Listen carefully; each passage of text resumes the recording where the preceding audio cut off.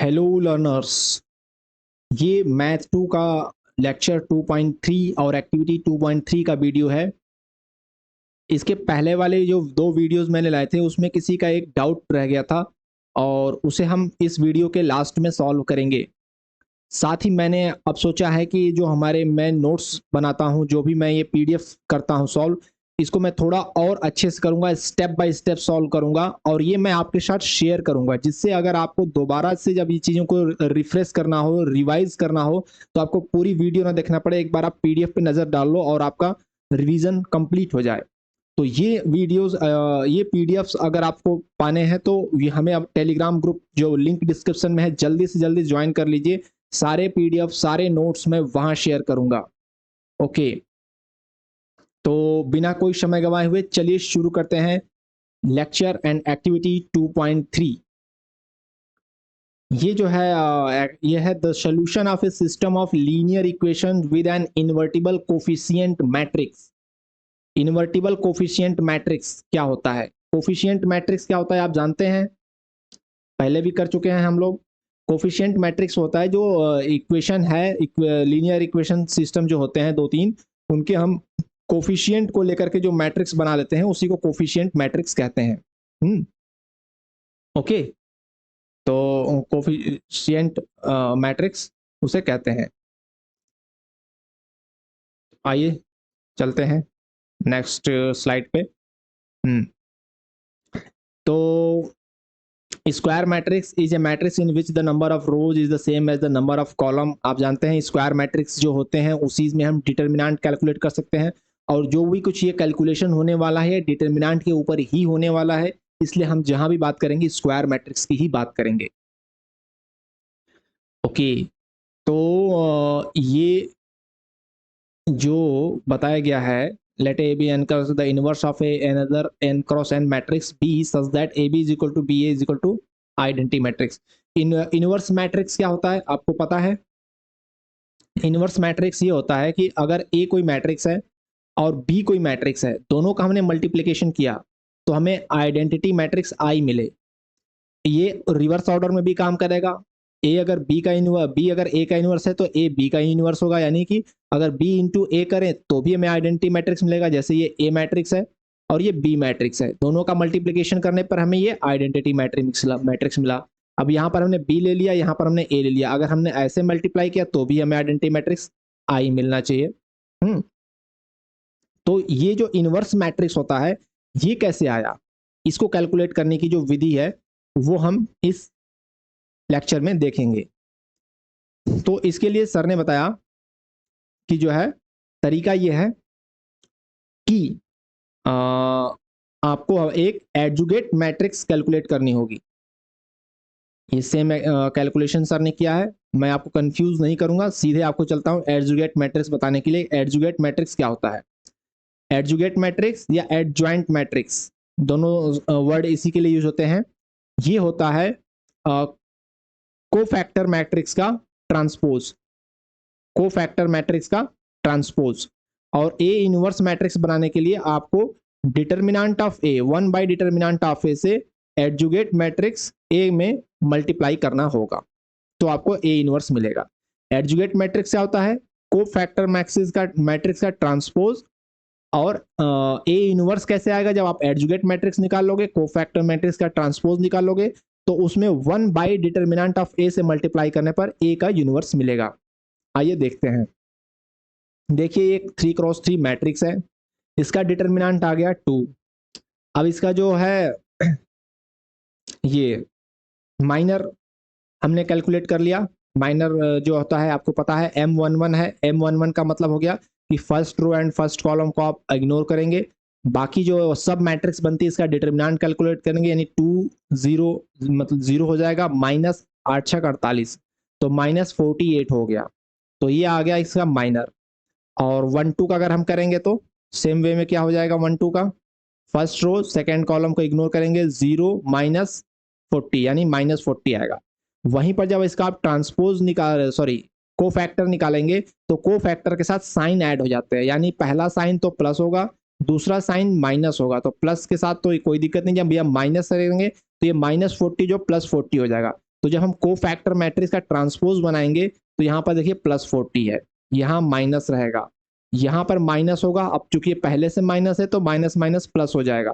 तो इस तरह से साइन चेंज होता है को फैक्टर के लिए। माइनर कैलकुलेट करेंगे, फिर को फैक्टर मैट्रिक्स निकालेंगे, फिर हम को फैक्टर मैट्रिक्स का ट्रांसपोज निकालेंगे। ट्रांसपोज हो जाता है आपका एडजुगेट मैट्रिक्स। ट्रांसपोज कैसे निकालेंगे? ट्रांसपोज में आपको रो को कॉलम और कॉलम को रो बनाना होता है। जैसे ये हमारा पहला कॉलम है, ये पहला रो हो जाएगा -48 48 10।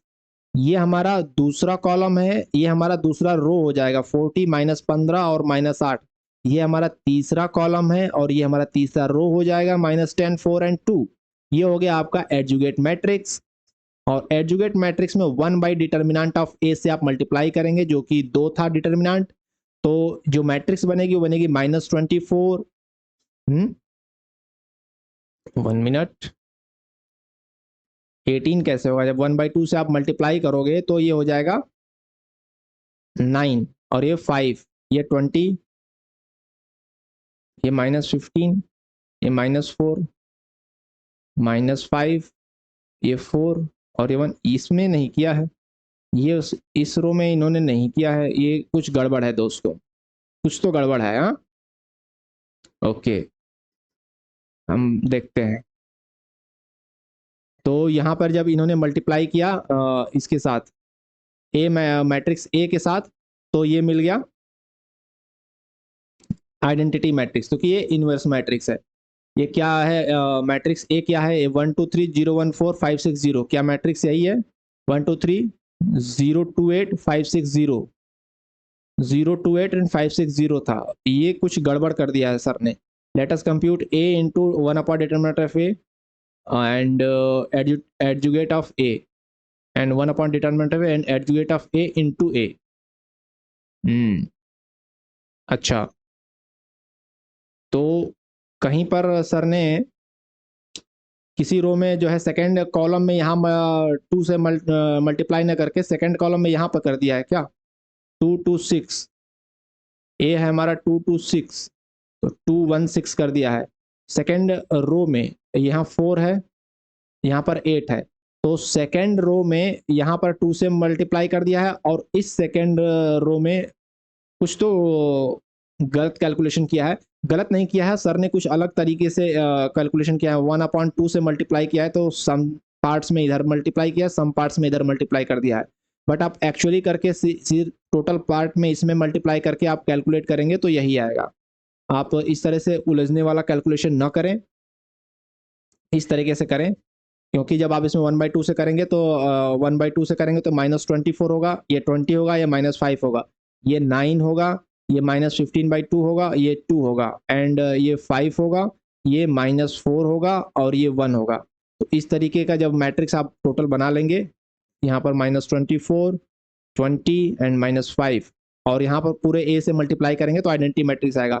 सर ने कुछ कैलकुलेशन में हेर फेर किया है, आंसर तो किसी तरीके से आ सकता है, तो अभी मैं उस पर नहीं जाऊंगा। जो फुल तरीका है, फुल प्रूफ तरीका है, मैं वही आपको समझा रहा हूँ।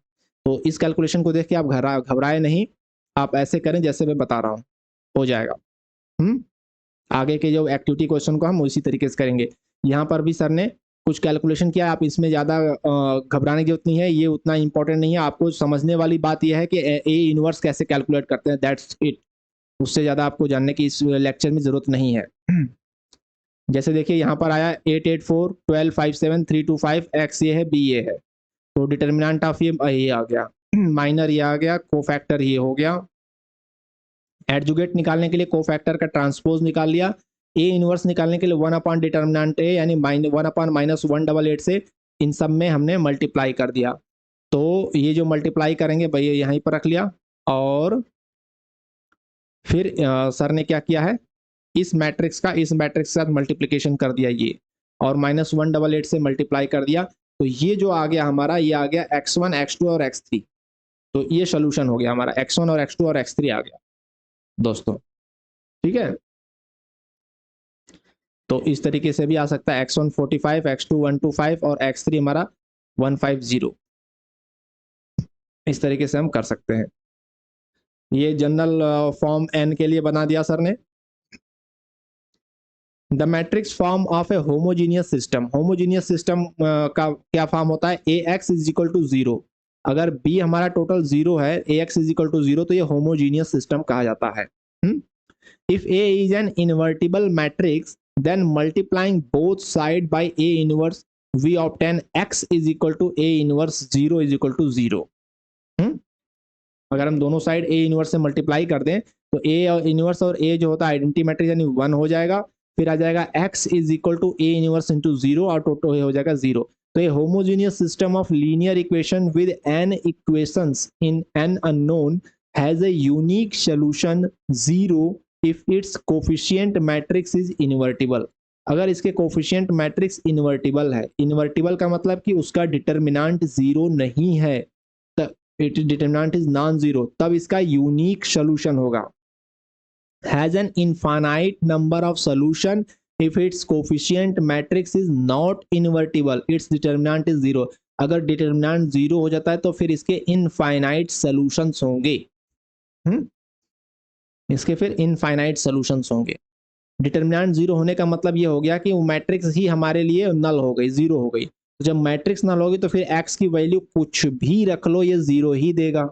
इसलिए यहाँ पर इनफाइनाइट मेनी सॉल्यूशन हो जाता है अगर डिटर्मिनेंट जीरो है तो, और डिटर्मिनेंट नॉन जीरो है तब इस केस में इसका यूनिक सॉल्यूशन होगा। ओके, चलिए अब आता है एक्टिविटी 2.3। आइए दोस्तों आपके लिए हम करते हैं एक्टिविटी 2.3 का सॉल्व। ओके, कह रहा है match the matrices A in column A with their inverse column B. अब हम यहाँ पर इनवर्स कैलकुलेशन करेंगे।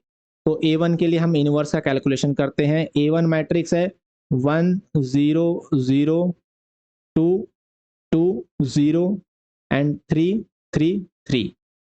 ठीक है, तो इनवर्स मैट्रिक्स निकालने के लिए पहले हमें इसके कोफैक्टर मैट्रिक्स निकालना होगा।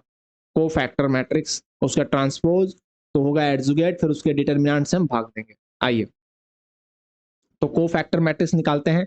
तो 1 1 के लिए क्या हो जाएगा, जो सब मैट्रिक्स बनेगा वो बनेगा ये, तो इसमें हो जाएगा 2 3 जा 6। ओके, ये 6 हो गया।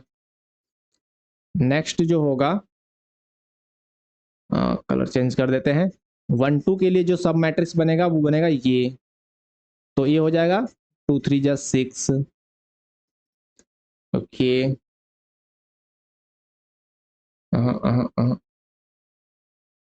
2 3 जा 6 हो गया। अब 1 3 के लिए जो बनेगा वो बनेगा 2 3 जा 6 माइनस 6 यानी 0 हो जाएगा। ठीक है, अब इसके लिए जो बनेगा ये बनेगा 3 0 और माइनस 3 0 यानी 0 हो जाएगा। यहाँ पे जो सब मैट्रिक्स बनेगा वो 3 1 जा 3 एंड माइनस 0, तो 3 होगा। और यहाँ के लिए जो मैट्रिक्स बनेगा वो होगा 3 1 जा 3 और 0, ना सॉरी, यहाँ वाला जो मैट्रिक्स बनेगा वो इसमें ये और ये कैंसिल होगा। हाँ, तो 3 1 जा 3 माइनस 0 यानी 3 होगा। ओके, अब यहाँ के लिए जो बनेगा वो ये कैंसिल होगा, तो ये बनेगा 0 माइनस 0, ये 0 हो जाएगा। ओके, अब यहाँ के लिए जो बनेगा ये और ये कैंसिल होगा यानी 0 माइनस 0 0 हो जाएगा। ओके, और यहाँ के लिए जो बनेगा ये यानी 2 1 जा 2 माइनस 0 यानी 2 होगा। अब साइन देख लेते हैं हम, यहाँ पे माइनस साइन आएगा, यहाँ पे प्लस, यहाँ पे माइनस, यहाँ पे माइनस, यहाँ प्लस, यहाँ माइनस, यहाँ प्लस, यहाँ माइनस और यहाँ प्लस। तो ये हो गया कोफैक्टर मैट्रिक्स। अब इसका ट्रांसपोज निकाल लेते हैं।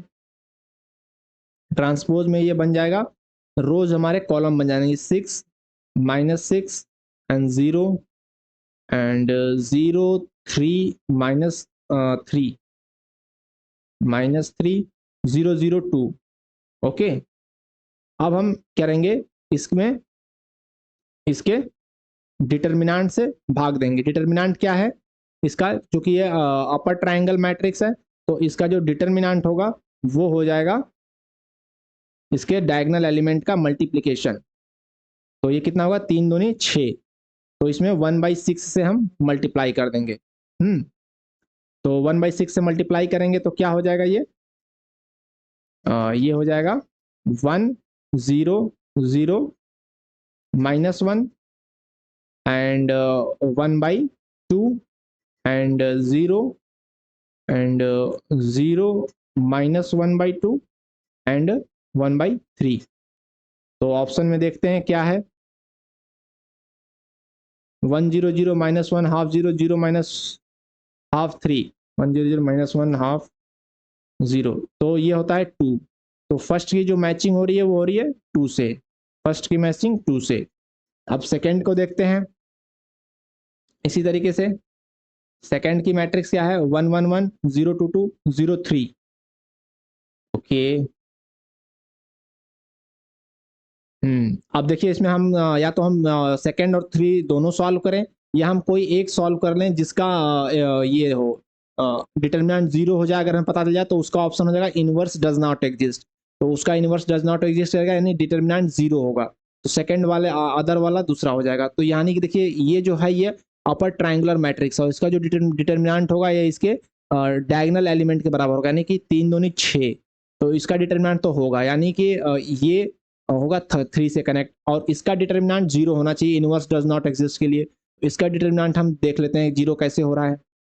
1 2 3 2 3 4 3 5 7 आओ 1 2 3 2 3 4 3 5 7 2 3 4 3 5 7। तो अब क्या करेंगे हम इसमें, इसको हमें 0 करना है तो इसके डबल से इसमें माइनस कर देते हैं। तो ये हम करेंगे R2 माइनस 2R1। तो ये हो जाएगा 1 2 3 और डबल करेंगे, 2 में से 2 गया 0, 3 में से 4 गया -1, 4 में से 6 गया -2 एंड 3 5 7। अब क्या करेंगे, अब करेंगे हम R1 प्लस 2R2। अब इसमें डबल करके ऐड कर दो तो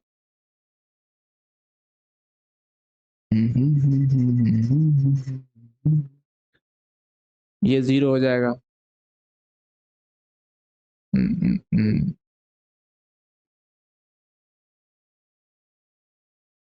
1 मिनट, हम ऐसा करते हैं इसका डिटर्मिनेंट कैलकुलेट ही कर लेते हैं। चलो एक बार और एक ऑपरेशन और करके इसका डिटर्मिनेंट कैलकुलेट ही कर लेते हैं।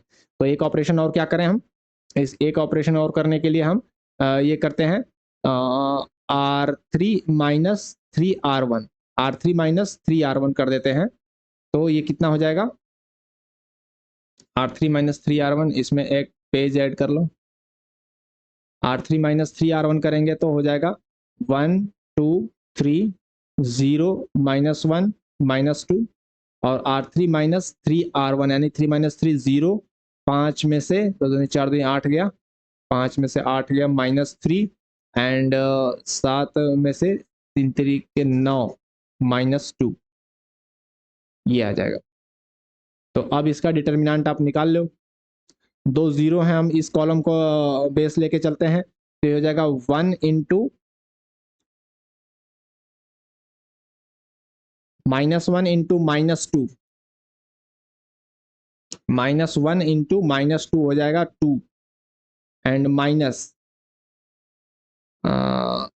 ये हो जाएगा 3 दूनी 6, तो प्लस यानी -6, तो ये हो जाएगा 1 इंटू -4 यानी -4 हो रहा है। तो इसका कितना है, बी का है 3 एंड सी का है 1। सी का होना चाहिए 1 यानी inverse does not exist. Inverse does not exist करेगा जब डिटर्मिनेंट 0 हो। तो कहीं कैलकुलेशन में दिक्कत हो रही है, इसका मतलब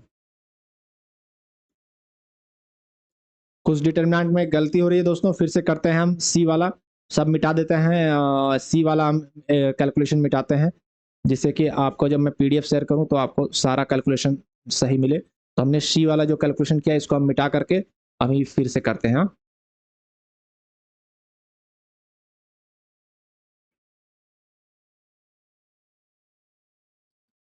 ओके, तो हम सी मैट्रिक्स को फिर से लिखते हैं। यह है 1 2 3 2 3 4 3 5 7, 1 2 3 2 3 4 3 5 7। ठीक है, अभी डायरेक्ट हम इसका डिटर्मिनेंट कैलकुलेट करते हैं। तो ये वाला लेंगे तो 1 इंटू 7×21 माइनस 20, ये हो जाएगा -2 इंटू 14 माइनस 12 और हो जाएगा +3 इंटू 10 माइनस 9। तो ये क्या होगा 1 into 1 minus 2 into 2 plus 3 into 1 और ये हो जाएगा 1 minus 4 plus 3 is equal to 0। तो यहाँ पर हम देखें डिटर्मिनेंट 0 आ रहा है, तो डिटर्मिनेंट 0 आने का मतलब ये हुआ कि इनवर्स डज नॉट एग्जिस्ट। तो बी का थर्ड होगा और सी का 1 हो जाएगा।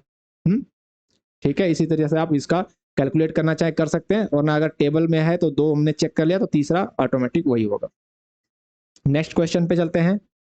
Consider a system of linear equation, let the matrix representation of the above system ax is equal to b, where a जो हो जाएगा ये हो जाएगा 2 -1 0 एंड 1 0 -1 एंड 0 1 -1। ठीक है, और ये हो 3 3 2। Choose the set of correct option. A inverse क्या होगा, हमें ए का इनवर्स निकालना है। चलो निकालते हैं। पहले हम ए का डिटर्मिनेंट निकाल लेते हैं। तो डिटर्मिनेंट ऑफ ए क्या होगा, आइए हम निकालेंगे, इस कॉलम को थ्रू निकालेंगे। तो हो जाएगा 2 इंटू हो जाएगा 0 -1 यानी कि +1। ओके, ये हो जाएगा -1 ओके इंटू ये जब लेंगे तो ये और ये कैंसिल हो जाएगा, और ये -1 इंटू -1 हो जाएगा 1 और ये हो जाएगा 0। ओके, ये +0 है तो ये 0 हो गया। तो ये हो गया 2 1 जा 2 एंड -1 दैट इज 1। तो हमारा डिटर्मिनेंट आ गया 1। ओके, अब हम इसका निकालेंगे एडजुगेट मैट्रिक्स। एडजुगेट मैट्रिक्स क्या होता है, कोफैक्टर मैट्रिक्स का ट्रांसपोज। तो कोफैक्टर मैट्रिक्स निकालते हैं। कोफैक्टर मैट्रिक्स निकालेंगे तो यहाँ का क्या हो गया एलिमेंट 0 -1 यानी +1। +1 हो गया। यहाँ माइनस साइन आएगा और ये क्या होगा, ये कैंसिल करिए ये कैंसिल करिए, तो ये हो जाए 1 -1 इंटू -1 और -0, तो ये -1 हो गया। और यहाँ पे क्या आएगा, प्लस साइन के साथ आएगा 1। यहाँ पे क्या आएगा, यहाँ पे आएगा माइनस साइन के साथ, ये कैंसिल होगा 1 -0 यानी -1 होगा। अब यहाँ पे क्या आएगा, यहाँ पे ये चीज कैंसिल होगी -2 और साइन होगा प्लस का तो -2 आएगा यहाँ। और यहाँ पे क्या आएगा, ये कैंसिल 2 1 जा 2 ओके 2 होगा माइनस साइन के साथ तो -2 आ जाएगा। यहाँ पे प्लस साइन होगा, ये कैंसिल 1 और यहाँ पे ये कैंसिल तो ये हो जाएगा -2 और साइन होगा माइनस का तो माइनस और माइनस प्लस हो जाएगा तो ये हो जाएगा +2।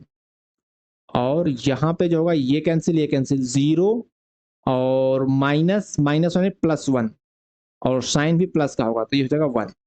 तो ये हो गया कोफैक्टर मैट्रिक्स हमने निकाल लिया। कोफैक्टर मैट्रिक्स का हमें ट्रांसपोज निकाल देंगे। एडजुगेट ऑफ ए जो होगा कोफैक्टर का ट्रांसपोज होगा और ये हो जाएगा 1 -1 1 -1 -2 एंड 2 एंड 1 -2 और 1। तो ये हो गया एडजुगेट मैट्रिक्स। इसमें हम डिटर्मिनेंट से मल्टीप्लाई, डिटर्मिनेंट हमारा 1 आया था तो कोई फर्क नहीं पड़ेगा, तो ये मैट्रिक्स की इनवर्स मैट्रिक्स हो जाएगी, यानी 1 -1 1 1 यहाँ -1 -2 2 1 -2 1। यहाँ पर हमारा -1 आ रहा है, ये साइन थोड़ा सा गड़बड़ हो रहा है, आइए देखते हैं। ये हमारा कोफैक्टर मैट्रिक्स है 2 1 2 1 के लिए, मतलब यहाँ के लिए, तो यहाँ के लिए इस रो को आप कैंसिल करेंगे तो ये हो जाएगा 1 1 -0 और साइन होगा माइनस का तो -1 होना चाहिए, या यहाँ पर साइन यहाँ प्लस का था यहाँ पर माइनस का और ये हो रहा है -1 और मल्टीप्लाई करने से -1 +1 हो रहा है, +1 -0। लेकिन यहाँ पर जो साइन आएगा कोफैक्टर मैट्रिक्स के लिए साइन भी हम लेते हैं वो माइनस का आएगा, तो यहाँ पे -1 होगा। तो समथिंग मिस्टेक्स आर देयर। नहीं नहीं नहीं नहीं नहीं नहीं नहीं नहीं नहीं नहीं, कुछ मिस्टेक्स है या नहीं है, क्योंकि यहाँ पर एडजॉइंट ऑफ ए भी यही है और इनवर्स भी यही है, क्योंकि डिटर्मिनेंट तो 1 हो गया था, तो दोनों मैट्रिक्स तो सेम हो गया, एडजॉइंट ऑफ ए और ए इनवर्स है, और डिटर्मिनेंट ऑफ ए तो 1 आया था, ये तो आया ही था। लेकिन यहाँ वाला साइन जो हो रहा है दोस्तों, ये आ रहा है माइनस का। आप देखिए यहाँ 2 1 के लिए सेकंड, ये रो आप कैंसिल करोगे, फर्स्ट कॉलम को कैंसिल करोगे, -1 इंटू -1 +1 हो जाएगा, -0 हो जाएगा, और यहाँ पे जो साइन आएगा 2 1 के लिए -1 की निगेटिव साइन आएगा, तो -1 होना चाहिए। ओके, तो हमारा जो होगा ये -1 आ रहा है, -1 वो यहाँ से आ रहा है, इसको भी चेक करें क्योंकि हमने उसका ट्रांसपोज निकाला है ना। हाँ, तो ट्रांसपोज निकाला है, तो हम यहाँ वाला चेक करें क्या हो रहा है, साइन, यहाँ वाला साइन। ओके, यानी कि 1 2 के लिए, 1 2 के लिए इसको और इसको हम नजरअंदाज करेंगे, तो ये होगा -1 -0, तो -1 और माइनस साइन हो जाएगा +1। हाँ, तो यहाँ +1 आएगा दोस्तों, तो इसका जब हम ट्रांसपोज करेंगे तो यहाँ +1 आएगा, तो ये गलती हो रही थी। ओके, तो ये +1 आएगा और ये -1 यहाँ जाएगा, ट्रांसपोज हम कर रहे हैं, तो ये +1 आएगा। ठीक है, अब सही हो गया। तो ए एडजुगेट, एडजुगेट मैट्रिक्स भी यही आएगा, और डिटर्मिनेंट ऑफ ए 1 है, तो इनवर्स मैट्रिक्स भी ये आएगा। ठीक है, ओके, थोड़ा और सफाई से करता हूँ, कोशिश करता हूँ मैं। Choose the set of correct option, x1 और x2 और x3 की वैल्यूज क्या होंगी। यहाँ पर x1 और x2 और x3 के लिए हम सॉल्व कर लेते हैं। देखिए दोस्तों, यहाँ पर x1 x2 है, यहाँ पर x1 x3 है, यहाँ पर x2 x3 है। ओके, तो कैसे सॉल्व किया जाए। चलो पहले हम इसको दूसरी जगह लेते हैं, इसको हम थोड़ा सा यहाँ से हटा लेते हैं, जगह नहीं है तो हम क्वेश्चन को यहाँ ले आते हैं। ओके,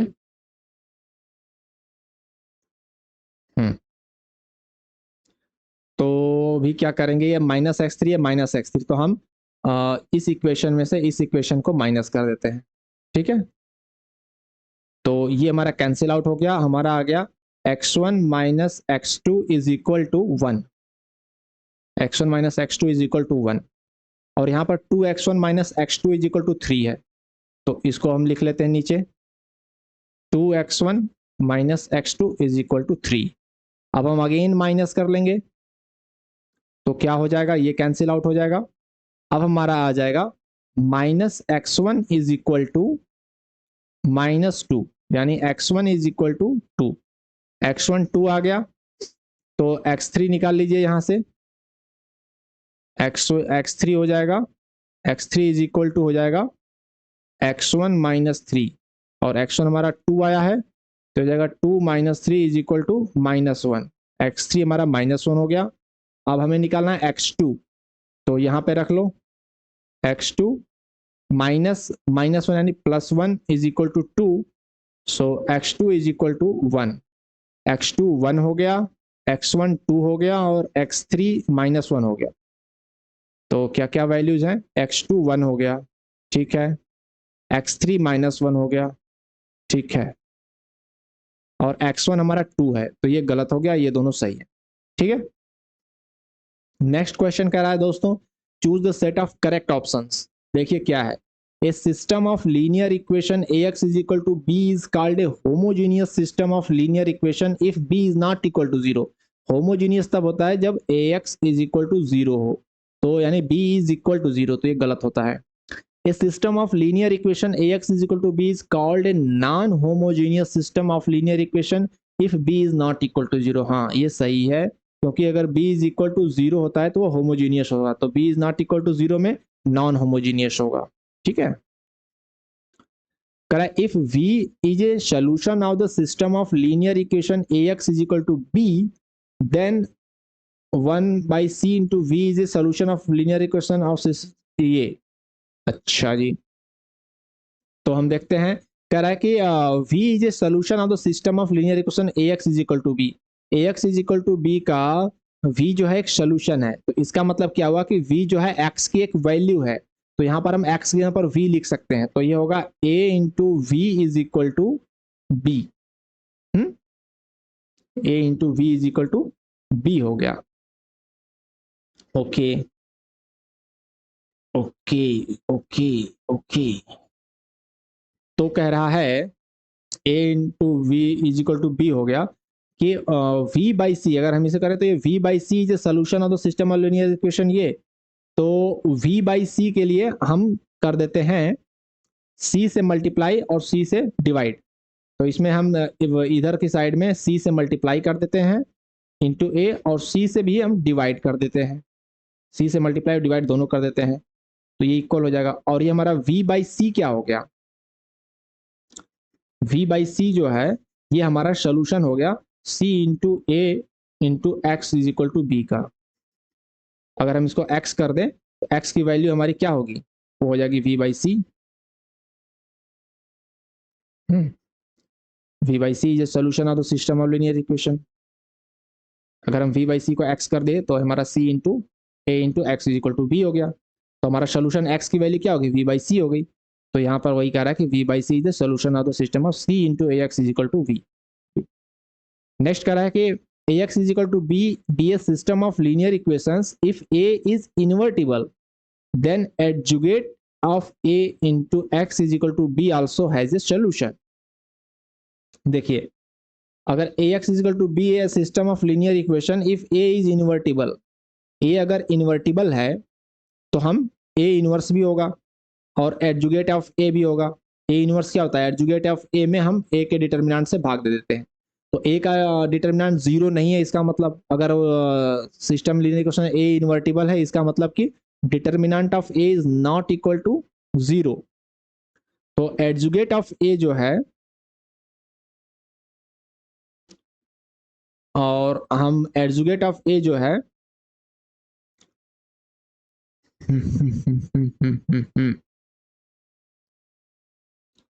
एडजुगेट ऑफ ए में हम एडजुगेट ऑफ ए जो हमारा होगा वो भी हमारा डिटर्मिनेंट उसका भी जीरो नहीं होगा। अगर ए का डिटर्मिनेंट जीरो नहीं है तो उसका जो कोफैक्टर निकालेंगे उसका भी डिटर्मिनेंट जीरो नहीं होगा, उसका जो ट्रांसपोज निकालेंगे एडजुगेट ऑफ ए बनाएंगे उसका भी डिटर्मिनेंट जीरो नहीं होगा। तो डिटर्मिनेंट जीरो नहीं होता कि मैट्रिक्स जो होगी हमारी इन्वर्टिबल होगी, एडजुगेट ऑफ ए भी इन्वर्टिबल मैट्रिक्स होगी, तो इसलिए adjugate of A into X equal to B also has a solution. इसको हम ऐसे भी समझ सकते हैं कि हमारा जो है 1 upon determinant of A into adjugate of A, ये हमारा होता है ए इनवर्स। तो हमारा एडजुगेट ऑफ ए क्या है, एडजुगेट ऑफ ए जो है हमारा मैट्रिक्स है वो है डिटर्मिनेंट ऑफ ए, ये कांस्टेंट पार्ट है, determinant of A into A inverse, यही तो है determinant of A into A inverse. तो ए हमारा अगर ए हमारा इन्वर्टिबल है तो ए इनवर्स भी इन्वर्टिबल होगा, उससे कांस्टेंट से मल्टीप्लाई कर रहे हैं तो कोई फर्क नहीं पड़ेगा, यानी कि एडजुगेट ऑफ ए भी हमारा जो है वो इन्वर्टिबल मैट्रिक्स है। और यहाँ से ये प्रूफ होता है क्योंकि ए इनवर्स भी इन्वर्टिबल होगा, ए इनवर्स में हम एक कांस्टेंट से मल्टीप्लाई कर रहे हैं तो उससे कोई फर्क नहीं पड़ेगा, वो भी इन्वर्टिबल मैट्रिक्स होगा and this is also has A solution. ठीक है, नेक्स्ट क्वेश्चन पे चलते हैं।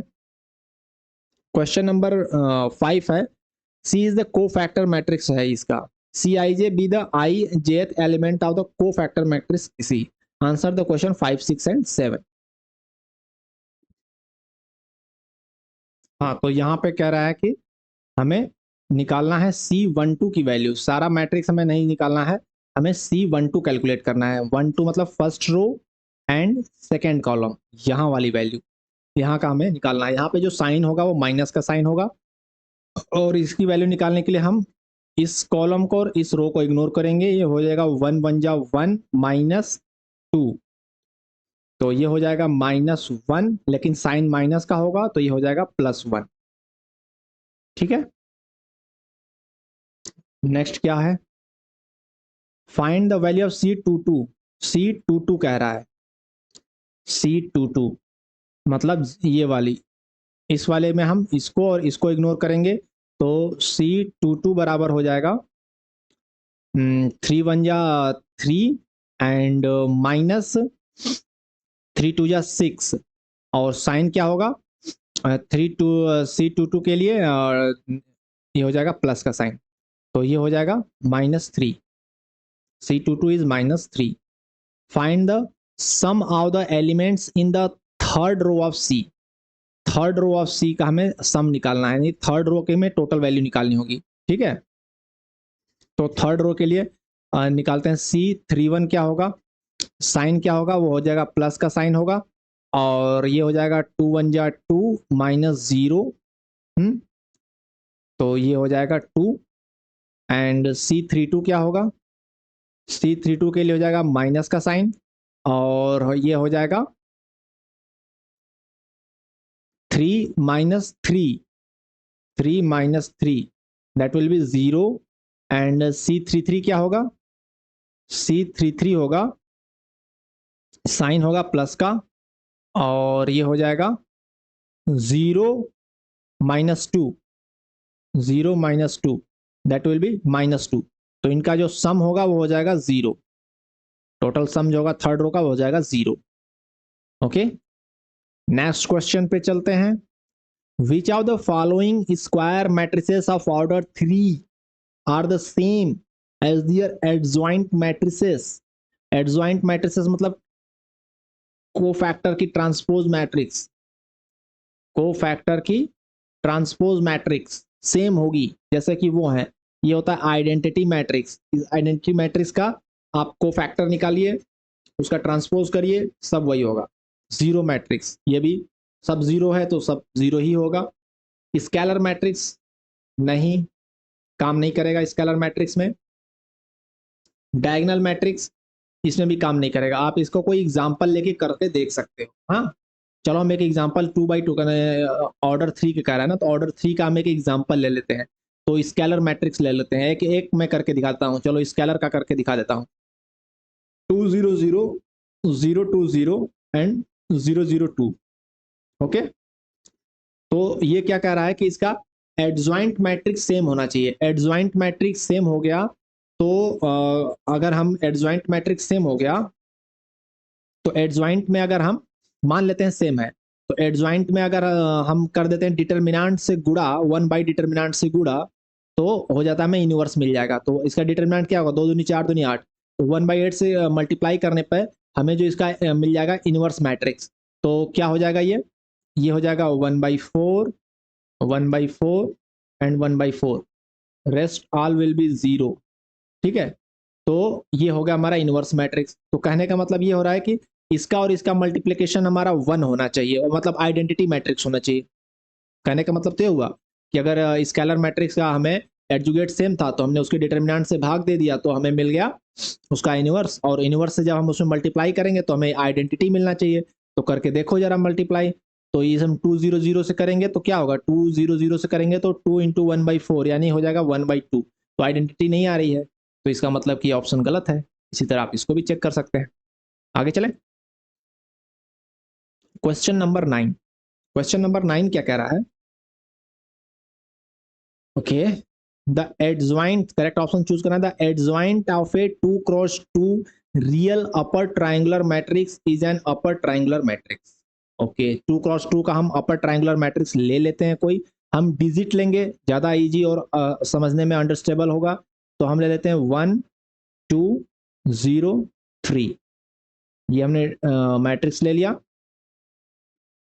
ये अपर ट्राइंगुलर मैट्रिक्स है 2 × 2 का, और इसका हम निकालते हैं इस एडजॉइंट मैट्रिक्स।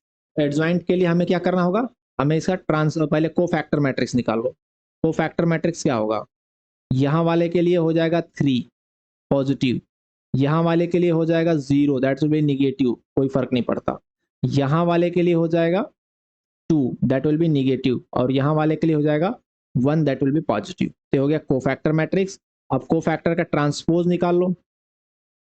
कोफैक्टर का ट्रांसपोज निकालो, that will be the adjugate matrix.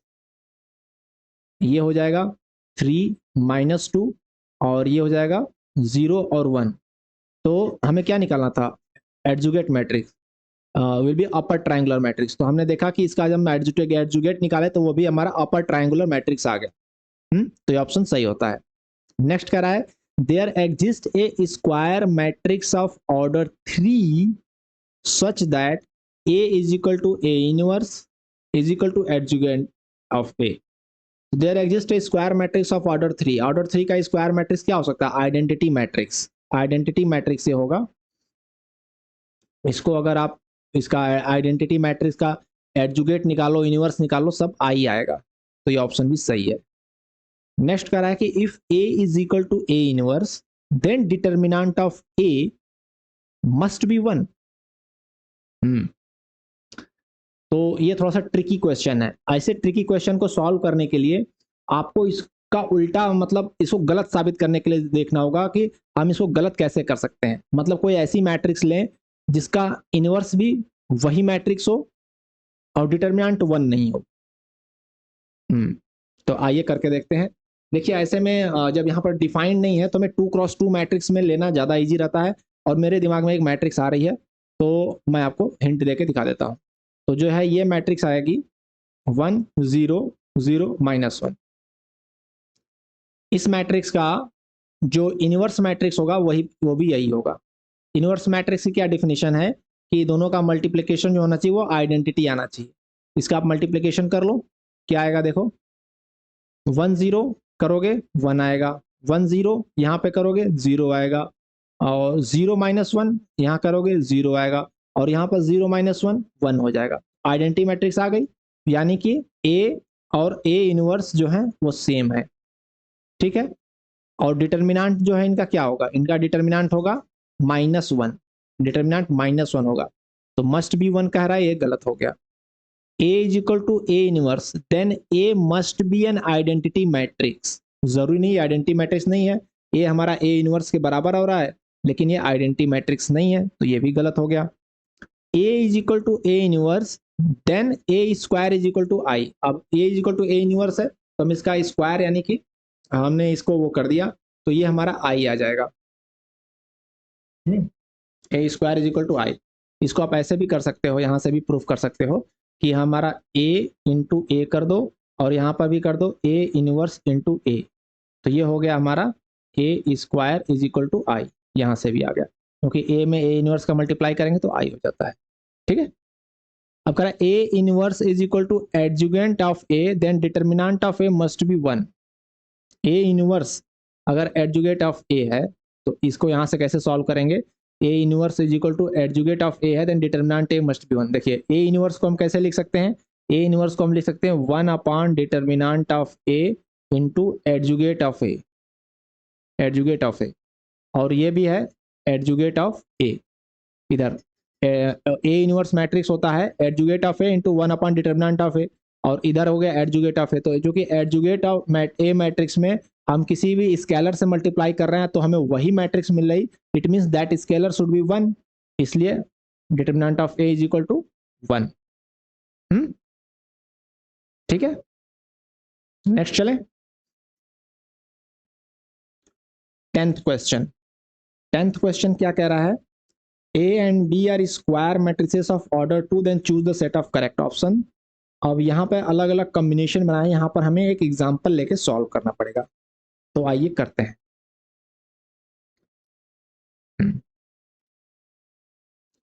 तो A और B दो मैट्रिक्स ले लेते हैं, हम डिजिट में लेंगे ताकि हमें समझने में इजी हो। ओके।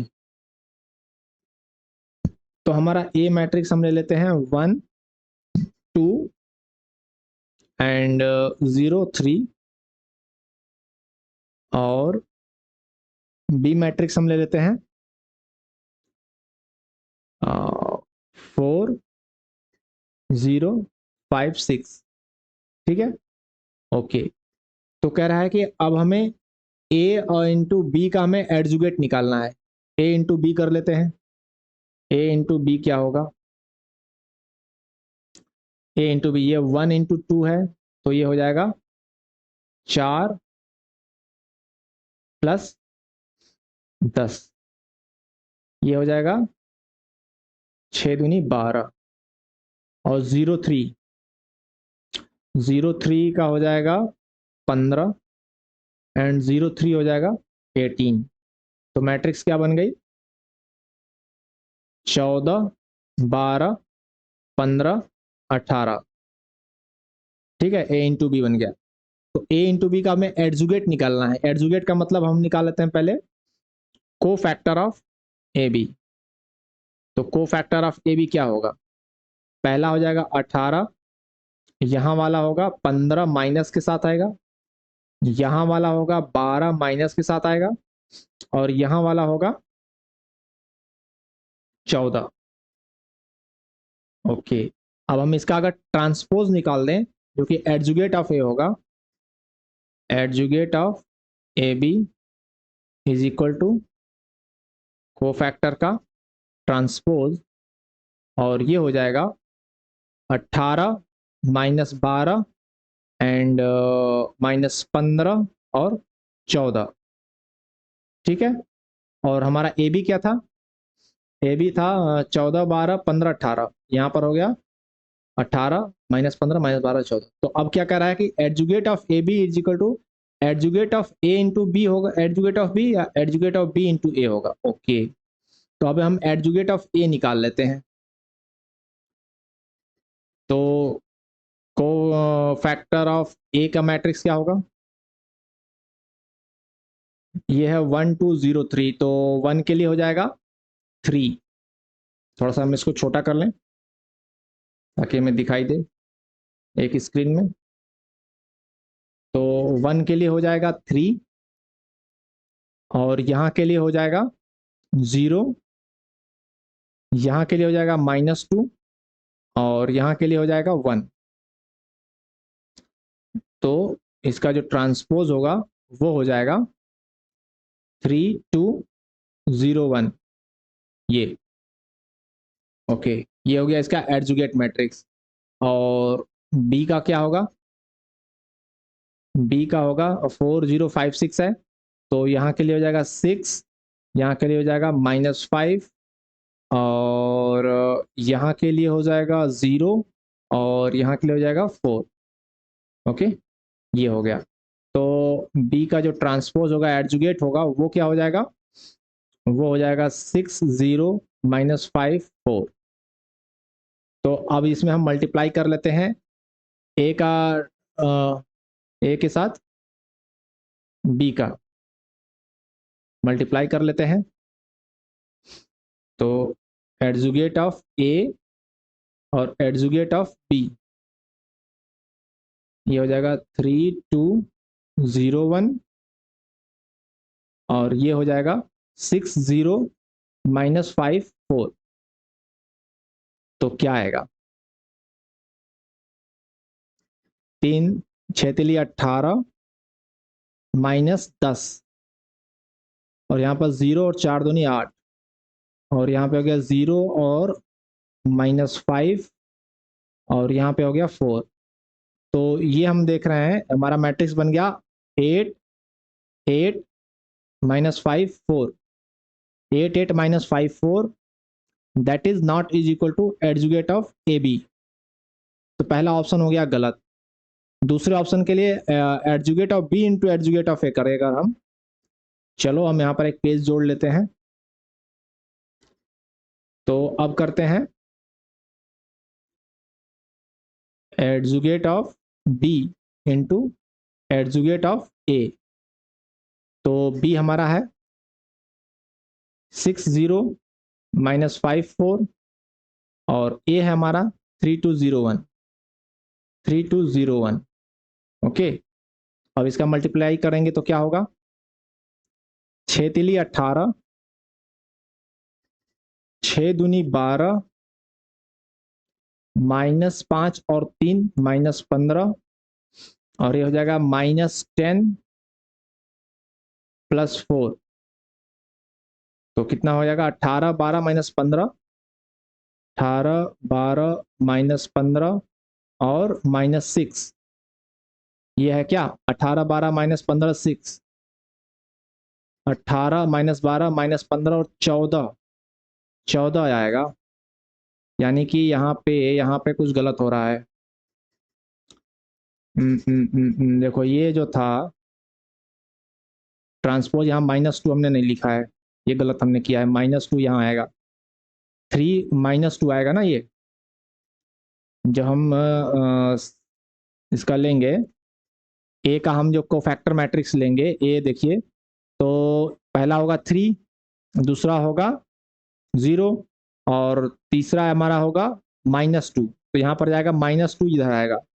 तो इसलिए हमने यहाँ पर भी गलती की है, तो इसको भी हम ठीक कर लेते हैं। -2 होगा तो ये हो जाएगा 6 तिली 18 प्लस 10 और यहाँ पे होगा 0 और 4 दूनी 8 -8। ओके, बाकी ये सेम है और ये भी सेम है। तो यहाँ पर होगा 28 और ये होगा -8। तो ये हमारा इक्वल नहीं हो रहा है। बाकी यहाँ पे जो होगा, यहाँ पे 3 -2 है। ए वाले जो है 3 -2 है, 0 1 है। तो अब हम करेंगे तो ये हो जाएगा 6 तिली 18 और ये होगा -12, और ये होगा -15 और -5 से होगा -2, तो ये हो जाएगा +10, 10 इंटू 4 और ये हो जाएगा 14। तो 18 12 -15 और 14, 18 -12 -15 और 14, -12 आएगा ना यार, फिर क्यों ये बार बार गलत हो गया, -12 आएगा। तो इस तरीके से ये सेकंड ऑप्शन सही हो रहा है। कैलकुलेशंस का है थोड़ा हेरफेर भाइयों, अगर आप करोगे तो मिल जाएगा। इसी तरीके से आप adjugate of A plus B is equal to adjugate of A plus adjugate of B आप कर सकते हैं। इसी तरीके से लंबा कैलकुलेशंस होंगे, आप करके देख सकते हैं। Adjugate of A transpose is equal to adjugate of A का ट्रांसपोज और adjugate of A inverse is equal to adjugate of A का इनवर्स। इस तरीके से आप मैट्रिक्स लेकर के सही से कैलकुलेशन करेंगे तो ये आप ऑप्शंस कर सकते हैं प्रूफ। इसमें से अब मैं क्या करूं, कोई एक कर देता हूं आपके लिए। देखिए ए और बी का हमने कैलकुलेशन कर रखा है, तो adjugate of A plus B हम निकाल लेते हैं। चलो ए प्लस बी क्या होगा, ए प्लस बी होगा 5 और 2 और 5 और 9, 5 2 5 9। तो 5 2 5 9 का हम एडजुगेट निकाल लेते हैं। चलो 5 2 5 9 adjugate of A plus B is equal to, ये है हमारा 5 2 5 9 है ना, 5 2 5 9 मैट्रिक्स 5 2 5 9। तो अब इसका अगर हमें कोफैक्टर मैट्रिक्स निकालना है तो क्या होगा, कोफैक्टर मैट्रिक्स हमारा होगा 9 -5 -2 एंड 5। ये हो गया। अब हमें इसका एडजुगेट निकालना है तो क्या होगा, एडजुगेट क्या हो जाएगा, 9 -2 -5 एंड 5। ये हो गया। अब ये कह रहा है ये होगा adjugate of A plus adjugate of B. ये कह रहा है adjugate of A plus adjugate of B. Adjugate of A and adjugate of B क्या है, ये है। तो इसका अगर हम सम करें तो क्या होगा, इसका सम करेंगे तो 6 3 9 -2 -5 एंड 4 और 1 5। 9 -2 -5 5 आ रहा है, 9 -2 -5 5, 9 -2 -5 5। तो ये हमने प्रूफ हो गया। इस तरीके से आप एग्जाम्पल लेके छोटा छोटा आप ये प्रूफ कर सकते हैं। तो इस तरीके से ये ऑप्शन भी प्रूफ मैंने कर दिया है और बाकी आप दो खुद से कर लेना। तो यहाँ पर ये वीडियो खत्म होती है। और थैंक यू, बहुत बहुत धन्यवाद आपका बने रहने के लिए। इसके नोट्स के लिए आप टेलीग्राम ग्रुप ज्वाइन करिए, वहां पर आपको इसके नोट्स मिल जाएंगे। जाने से पहले मैं वो क्वेश्चन लेता हूं, एक भाई का जो डाउट हो गया था। आओ चलिए देखते हैं, उस क्वेश्चन को लेते हैं। एक्टिविटी 2.1 क्वेश्चन नंबर 8 और 9 आई गेस 2.1 2.1 या 2.3 था। हाँ ये 2. ये वाला था क्वेश्चन। भाई देखिए इसमें इनको क्वेश्चन नंबर 8 और क्वेश्चन नंबर 9 में डाउट हो रहा था, जो कि मैंने बहुत ही आसान से समझाया है, फिर भी डाउट हो रहा है। तो इसके लिए आप छोटा कोई एग्जाम्पल लेके प्रूफ करके देख सकते हैं। चलिए मैं आपको एग्जाम्पल लेके ही प्रूफ करके दिखा दूंगा इस बार। तो ये जो पहले के कैलकुलेशंस हैं ये मैं मिटा देता हूं। एक मिनट। हाँ तो यहाँ पे कह रहा है कि A be a 3x3 real matrix है। यहाँ पर देखिए ए को एक उसने कॉलम 1 कॉलम 2 और कॉलम 3 का एक सिग्निफिकेंट ये आपको बताया है। इसका मतलब ये नहीं कि मैट्रिक्स इतना ही है, ये इसका मतलब कि ये पूरी कॉलम है 3x3 की, ये पूरी कॉलम है, ये पूरी कॉलम है, 3x3 की मैट्रिक्स है। तो कह रहा है ये जो है ठीक है A1 A2 A3 A4 जो है इससे 4 मैट्रिक्स बनाए हैं। क्वेश्चन है कि which of the matrices have the same determinant as that of A. तो जो डिटर्मिनेंट की आपने प्रॉपर्टी पढ़ी थी उसमें हमने पढ़ा था कि 2-3 प्रॉपर्टीज थी। पहला था कि अगर हम किसी स्केलर से किसी रो या कॉलम में एक बार मल्टीप्लाई करते हैं तो पूरे डिटर्मिनेंट में उस स्केलर से मल्टीप्लाई हो जाता है, पूरे डिटर्मिनेंट में उस स्केलर से मल्टीप्लाई हो जाता है।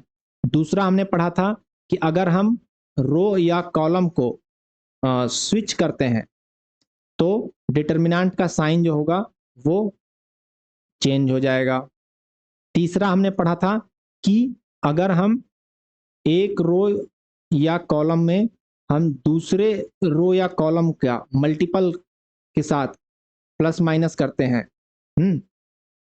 तो हमारा डिटर्मिनेंट अनचेंज होगा। ठीक है, ये नंबर 1 नंबर 2 और नंबर 3 तीन रूल थे। इसी रूल के बेस पे ये क्वेश्चन सॉल्व होगा। आइए देखते हैं। तो पहला ऑप्शन कह रहा है कि C1 C2 5C3 और C3। तो इसमें क्या किया है देखिए, C1 हमारा सेम है कॉलम 1, कॉलम 2 में कॉलम 3 के 5 से मल्टीप्लाई करके ऐड कर दिया है और कॉलम 3 हमारा सेम है। तो A1 हमारा सेम डिटर्मिनेंट प्रोड्यूस करेगा, कोई दिक्कत नहीं होगी, ये प्रॉपर्टीज बेस्ड है। A2 कह रहा है कि C1 में हमने C2 को ऐड कर दिया और फिर हमने C3 को ऐड कर दिया और फिर हमने C2 C3 सेम रखा, तो ये भी सेम डिटर्मिनेंट प्रोड्यूस करेगा। सही है, ठीक है, कोई दिक्कत नहीं है। आपको दिक्कत जो आ रही है मैं समझ रहा हूं कहां पे आ रही है। A3 में देखिए कॉलम 3 को इसने पूरा जीरो कर दिया तो डिटर्मिनेंट ये पूरा जीरो हो जाएगा। यहां पे भी कोई दिक्कत नहीं है, A3 का डिटर्मिनेंट सेम नहीं होगा। आपको दिक्कत A4 में आ रही है, आइए देखते हैं। A4 में देखिए क्या हो रहा है, C1 प्लस C2 किया है, ठीक है, कोई दिक्कत नहीं है यहाँ पे। अब हमने C1 में C2 को ऐड कर दिया, C2 में हमने C3 को ऐड कर दिया, यहां तक भी कोई दिक्कत नहीं है, ठीक है। लेकिन अब देखिए अगली बार क्या किया इसने, C3 में C1 को ऐड किया है। अब यहां पर आपको समझना होगा, बहुत ही मैंने सिंपल भाषा में समझाया था कि जब अब C1 को जब आप ऐड करोगे तो C1 वो पहले वाला C1 नहीं रह गया है, अब ये C1 प्लस C2 हो गया है। समझ रहे हो इस बात को, C1 पहले वाला C1 जो था वो नहीं रह गया है। अगर आप कॉलम 1 को आप C3 में ऐड कर रहे हो तो C3 plus C1 plus C2 करो, क्योंकि ये C1 प्लस C2 हो चुका है, ये मॉडिफाइड हो चुका है, आप उसका सिर्फ आधा पोर्शन ऐड कर रहे हो। इसका मतलब कि कुछ ना कुछ आप हेर फेर कर रहे हो, आपके डिटर्मिनेंट में फर्क पड़ेगा। अगर आप पूरा का पूरा ये कॉलम ऐड करते C1 प्लस C2 करते तब तो कोई दिक्कत नहीं थी, लेकिन आप सिर्फ C1 कर रहे हो, C1 से हमें फर्क पड़ रहा है, क्योंकि अब कॉलम 1 वो कॉलम 1 नहीं है जो पहले था, अब ये C1 प्लस C2 हो चुका है। आपको एक नंबर के थ्रू मैं समझाता हूं। मान लेते हैं पहली एक रो में 1 है, ये 2 है, ये 3 है। हमने हमारा ये कॉलम 1 है, ये कॉलम 2 है, ये कॉलम 3 है। हम जब कॉलम 1 प्लस कॉलम 2 किए तो क्या हो गया, ये हो गया 2 और 1 3 हो गया, और ये 2 हो गया, और ये हम 3 रख लेते हैं इसको ना, ये 3 है। अब हम करेंगे C2 प्लस C3, तो C2 प्लस C3 करेंगे तो ये 3 हो गया, ये 3 2 5 हो गया, और ये 3 रह गया। ओके, अब अगर हम करते हैं C3 प्लस C1 तो क्या होगा, ये 3 हो गया, ये 5 हो गया, और ये 3 प्लस 3 6 हो गया। देखिए अब हमारा क्या लाइन बन रही है, 3 5 और 6 की बन रही है। लेकिन आपके हिसाब से जो यहाँ पर लिखा है C3 प्लस C1 मतलब 3 और पहले जो C1 था वो 1 था, ये 3 + 1 यानी 4, ये 4 होना चाहिए इसके हिसाब से, लेकिन यहाँ पे 6 आ रहा है, तो चेंज हो रहा है। आपको समझ रहे हैं आ रहा है ये चीज, ये आपके पूरे इस कॉलम में फर्क पड़ेगा। जो 3 + 1 4 होना चाहिए इसके हिसाब से, वो 4 नहीं हो रहा है, 3 + 3 6 हो रहा है, क्योंकि इसमें कॉलम 1 में कॉलम 2 भी ऐड हो चुका है। तो जब आप कॉलम 1 को ऐड कर रहे हो तो C1 + C2 पूरा करो, तब तो कोई दिक्कत नहीं है। पूरा आप नहीं कर रहे हो, सिर्फ C1 कर रहे हो, इसका मतलब कि आपके डिटर्मिनेंट में फर्क पड़ेगा। तो यहाँ पर A4 का डिटर्मिनेंट A के बराबर नहीं होगा। बिल्कुल क्लियर कट है। आप एक एग्जांपल ले लो, कोई मैट्रिक्स बना लो 3x3 के, उससे करके देख लो। ओके, आगे चलते हैं, बहुत इजी है यार। नेक्स्ट में क्या करें कि choose the set of correct option. A3 का डिटर्मिनेंट 0 है, ये ऑप्शन गलत हो जाएगा। A3 का जो कि पूरी कॉलम 0 है तो 0 हो जाएगा।